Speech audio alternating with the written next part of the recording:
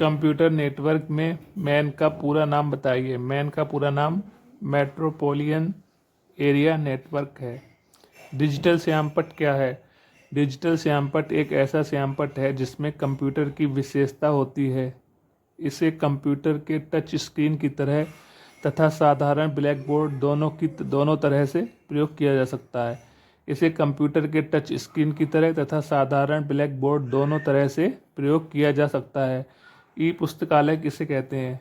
यह एक digital platform है। इसमें पुस्तकों को डिजिटल रूप में संग्रहित किया जाता है तथा प्रयोगकर्ता अपने कंप्यूटर पर ही समस्त सामग्री का अवलोकन कर सकता है। शिक्षण मशीन का उपयोग किसने किया था? शिक्षण मशीन का प्रयोग किसने किया था? शिक्षण मशीन का प्रयोग सिडनी प्रेसी नामक वैज्ञानिक ने किया था। शिक्षण मशीन का प्रयोग सिडनी प्रेसी नामक वैज्ञानिक ने किया था। वीडियो कॉन्फ्रेंसिंग के 2 लाभ बताइए। वीडियो कॉन्फ्रेंसिंग प्रत्यक्ष शिक्षण की तरह ही लाभकारी साधन है। दूरस्थ शिक्षा के लिए यह साधन बहुत उपयुक्त है। दूरदर्शन द्वारा प्रसारित शैक्षणिक कार्यक्रम कौन कौन से हैं? शैक्षणिक कार्यक्रम कौन कौन से हैं? इग्नू के कार्यक्रम, सामाजिक वानिकी कार्यक्रम, युवाओं हेतु दहलीज कार्यक्रम, ज्ञान दर्शन के अंतर्गत विभिन्न संस्थानों के कार्यक्रम। पाठ्यक्रम के प्रस्तुतिकरण के अंतर्गत दृश्य सामग्री का उदाहरण बताइए। Poster, model paper, slide. चलिए आगे देखते हैं।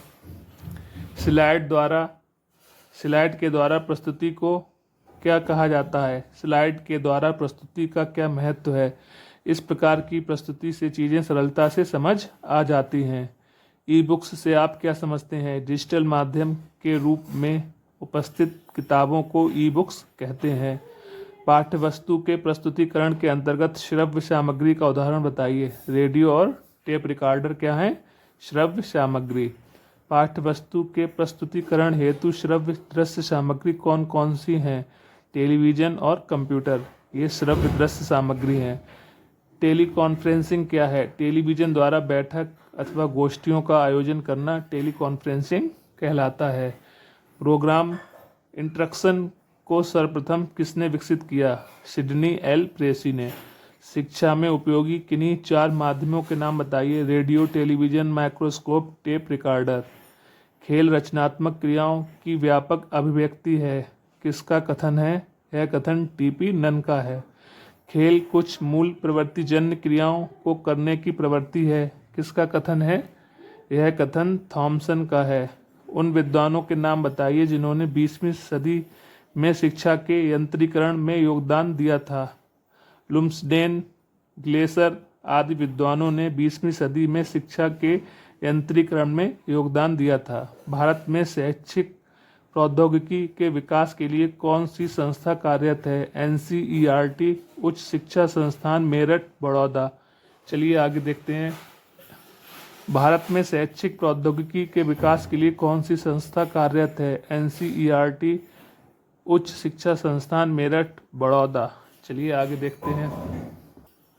किसका कथन है? शैक्षिक तकनीकी से तात्पर्य यह है कि व्यवहारिक ज्ञान की सहायता से सुनियोजित प्रविधियों का विकास करना, जिसमें विकास की शैक्षिक प्रणाली के परीक्षण तथा शिक्षा कार्य की व्यवस्था की जा सके। रॉबर्ट एम गे ने।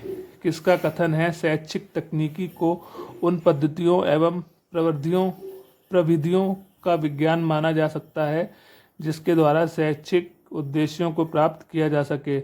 शिव के मित्रा। कॉन्फ्रेंसिंग से क्या आशय है? सामान्य अर्थ में कॉन्फ्रेंसिंग का अर्थ किसी संस्था के सदस्यों द्वारा किसी विषय वस्तु पर सम्मिलित रूप से विचार विमर्श करना है। कॉन्फ्रेंसिंग के द्वारा शिक्षा के ज्ञानात्मक, भावात्मक एवं विचारात्मक उद्देश्यों को प्राप्त किया जाता है। संचार प्रौद्योगिकी कितने प्रकार की होती है? संचार प्रौद्योगिकी 5 प्रकार की होती है। मौखिक अभिव्यक्ति, मुद्रित प्रणाली, रेडियो प्रसारण, दूरदर्शन और इंटरनेट।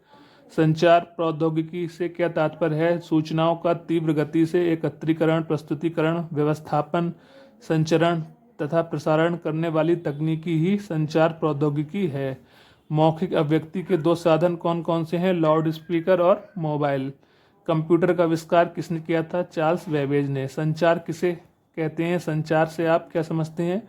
संचार से तात्पर्य अपने विचारों को पत्र, टेलीफोन आदि माध्यमों द्वारा दूसरों तक पहुंचाना है। अनुबोधन किसे कहते हैं? अनुबोधन किसे कहते हैं? छात्र किसी फ्रेम को पढ़कर शुद्ध उत्तर देने में समर्थ नहीं होते। ऐसी स्थिति में छात्र से सही उत्तर निकलवाने हेतु उद्दीपकों का सहारा लेते हैं। इसे अनुबोधन कहते हैं। चलिए